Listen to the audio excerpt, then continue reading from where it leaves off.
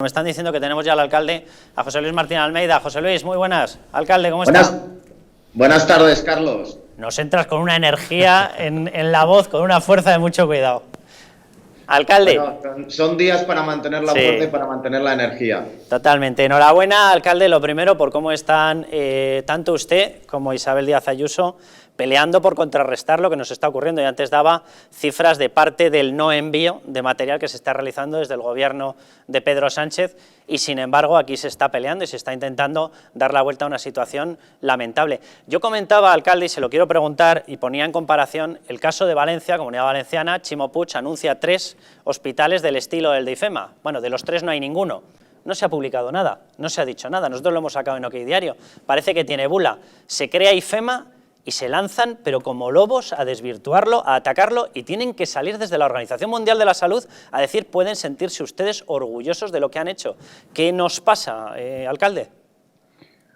Bueno, en primer lugar, compartir contigo una reflexión que te he escuchado. Aquí la clave son los test. Y cuanto antes lleguen los test, antes podremos volver a la normalidad o a pretendida normalidad a la que tenemos que volver. Lo digo porque no se pueden hacer 15.000 o 20.000 test al día en España. Hay que hacer cientos de miles de test al día en España, si de verdad queremos volver a la normalidad. Creo que esta sería una de las tareas más urgentes e inaplazables que de verdad tiene el gobierno, que es traer esos 650.000 test cuando mínimos, o 5 millones de test, creo que también han anunciado, pero traerlos, de verdad, lo antes posible. En segundo lugar, felicitar a la presidenta Díaz Ayuso. Yo creo que está demostrando que se puede gestionar una crisis de estas características, una crisis no tan inesperada porque no se pudiera saber que iba a llegar esta crisis, pero sí, desde luego, por las dimensiones brutales que ha alcanzado en España, y lo está haciendo, desde luego, creo que de forma ejemplar y admirable. Llega hoy ese segundo avión de mercancías a la Comunidad de Madrid. Creo que Isabel, de verdad, está desarrollando un trabajo espectacular. Y, en tercer lugar, en relación a tu pregunta, pues, desgraciadamente, a veces hemos cogido ya la costumbre ni siquiera de preguntarnos cómo es posible esa diferencia de rasero, esa diferencia de criterio que hay en relación, por ejemplo, a este hospital de IFEMA, que es absolutamente ejemplar, que precisamente lo que demostraba es que desde la unión de las diferentes administraciones se podía salir adelante, pero que algunos se empeñaron en tratar de sepultar bajo una serie de afirmaciones absolutamente injustas, y ha tenido que venir la Organización Mundial de la Salud a desmentirlas. Por tanto, felicidades a la presidenta Díaz Ayuso, felicidades por la política que está llevando a cabo, reclamación de esos test porque son los que nos permitirán volver a la normalidad. Y en relación con la diferencia de trato, deberíamos recordar a todos aquellos que desde el gobierno piden unidad, y que es lógico que pidan unidad en estos tiempos, dos cosas. Una, que la lealtad es un camino que va en las dos direcciones y que, por tanto, tiene que ir desde el gobierno de la nación al resto de instituciones, como del resto de instituciones al gobierno de la nación.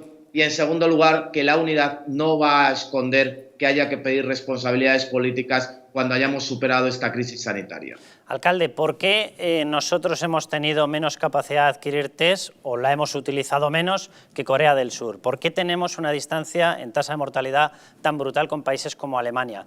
¿Han influido no solamente o por encima de criterios científicos, criterios políticos?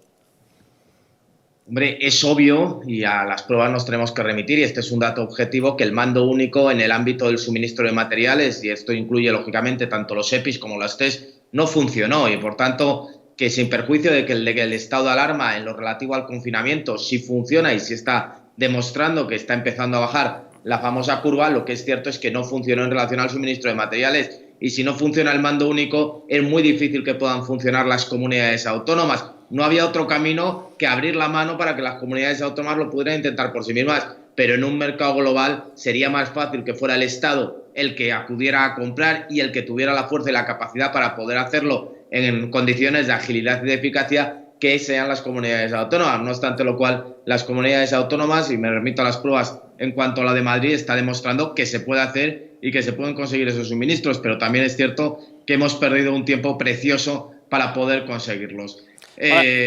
Por tanto, yo lo que digo, y ya sabes cuál es mi discurso, Carlos, y ya lo he anticipado anteriormente, vamos a ver, las cifras están ahí. Las cifras de España, ¿para qué negarlo? Son dantescas. Esperemos que bajen, están bajando ya un poco, esperemos que finalmente podamos aplanar esa curva y podamos hacer que esa curva descienda, pero que cuando esa curva se aplane y que cuando esa curva descienda, nadie va a olvidar las cifras que se han producido en España, nadie va a olvidar los datos que tú has dado, nadie va a poder, bajo la apelación a la unidad, poder eximirse de responsabilidades políticas, porque, como tú también indicabas, yo no considero que esto sea una maldición divina que le ha sucedido a España, ni que seamos un país con mucha más mala suerte que el resto de países. Aquí tienen que haber influido otros factores y habrá que depurarlos, sin lugar a dudas. Hay un factor que yo creo que es obvio, que era el interés en atrasar todas las medidas de alerta para que se pudiera celebrar un 8M, que es su gran bandera política, su gran bandera para dividir, su gran bandera para enfrentar. En un primer momento se inventaron otro tipo de mecanismos, bueno, luego tuvo que llegar ese 8M. Pero hay una cuestión que yo le quería preguntar, alcalde, porque hemos visto y estamos hablando ahora de la faceta de esa crisis humanitaria, de la letalidad, de la mortalidad. Pero hay otro punto donde yo no doy crédito a lo que está ocurriendo. Es decir, si analizamos todas las medidas económicas que se han puesto en marcha, porque cuando acabe la mortalidad tendremos otra faceta dramática, que será la destrucción de empleo y el intentar volver a levantar España como potencia económica. De las medidas que se han puesto en marcha no hay ni una sola rebaja de impuestos. Las suyas sí, las de Isabel Díaz Ayuso sí, las del Gobierno central ni una. No hay ni una sola medida de recorte presupuestario de partidas superfluas. No se ha buscado ni un céntimo en todos los presupuestos generales para intentar sacar recursos que aplicar precisamente en el combate contra el coronavirus, no solamente en faceta económica, sino ni siquiera en faceta sanitaria. No se ha puesto una sola medida que garantice la supervivencia de las empresas. Dice, vayan ustedes al ERTE. Las opciones son ERE o ERTE, el ERE lo prohíben y solo me queda el ERTE. ¿Y cómo garantizo la liquidez? ¿Cómo consigo mantener las estructuras empresariales para que la gente pueda posteriormente volver a trabajar? Yo llego a pensar, y aquí, alcalde, se lo digo abiertamente, que no hay mucha gana, que es que hay alguien que disfruta con tener una economía subsidiada. Lo que creo que resume perfectamente la cuestión desde el posicionamiento del Partido Popular, aparte de las medidas que hayamos podido tomar, tanto Isabel Díaz Ayuso como yo, desde la comunidad y el ayuntamiento, es lo que decía esta mañana en una entrevista en un medio de comunicación en El Mundo Pablo Casado, nuestro presidente nacional, cuando decía, nosotros vamos a apoyar a Pedro Sánchez para salvar vidas, no obviamente para arruinar España. Y por tanto, lo que no puede ser es que ayer se apele por parte del propio presidente del Gobierno, al igual que por parte de varios ministros, a la necesidad de reeditar esos pactos de la Moncloa, que, por cierto, estábamos en una situación muy distinta, esos pactos de la Moncloa, a que hoy el ministro José Luis Ábalos ya establezca una proclama acerca de la necesidad de revisar todo el modo de funcionamiento de los sistemas desde el punto de vista de los principios liberales. Es decir, no se puede tratar de aprovechar la emergencia económica no para salir lo antes posible, no para salvar las emergencias sociales y sí para atender a determinados criterios ideológicos. Los pactos de la Moncloa fueron precisamente en la dirección que ha posibilitado que España haya vivido los 40 años de mayor paz y prosperidad desde el punto de vista económico, porque al final lo que hicieron fue precisamente una estabilización fiscal y presupuestaria muy importante, un ajuste de gasto público y, por tanto, no van precisamente en la dirección de lo que ahora nos pretenden apuntar. Pero, sobre todo, lo que a nosotros nos preocupa, Carlos, es que, bajo la apariencia de detener la emergencia económica y social, aquí, de alguna u otra manera, lo que se esté pretendiendo es llevar a cabo un programa de reformas que, desde luego, no van a ir en la buena dirección, sino que van a ir en una determinada línea ideológica que no es precisamente en la que se debe avanzar para salvar esa emergencia económica y social. Por tanto, nuestra postura al respecto es clara. Las medidas de Isabel y las medidas que he tomado yo en el ayuntamiento apuntan por dónde tiene que ir la cuestión, y la cuestión tiene que ir, obviamente, por no dejar atrás a los empresarios autónomos emprendedores ni estigmatizarles con comentarios de que se quieren aprovechar de esta crisis, y, por otro lado, por establecer unas líneas de actividad económica que lo que tienen por principal finalidad es reactivar cuanto antes todo el sector productivo. Si no nos centramos en esas prioridades y lo que pretendemos es atajar esta cuestión y abordarla desde unas perspectivas ideológicas como la que se manejan en el Gobierno, no habrá, desde luego, pactos de la Moncloa de ninguna u otra manera, porque lo que no podemos pretender es que de esto vayamos a salir con recetas ideológicas que no pretenden, por cierto, integrar al conjunto de la sociedad ni al conjunto de los sectores productivos, sino que pretenden o tienen una vía más estrecha de progreso. Pues me alegra escuchárselo. Le pido un comentario muy rápido, alcalde, porque nos hemos metido ya casi en tiempo de publicidad. ¿Qué le parece el trato que nos están dando? Yo le adelanto el calificativo por mi parte, censor a la prensa.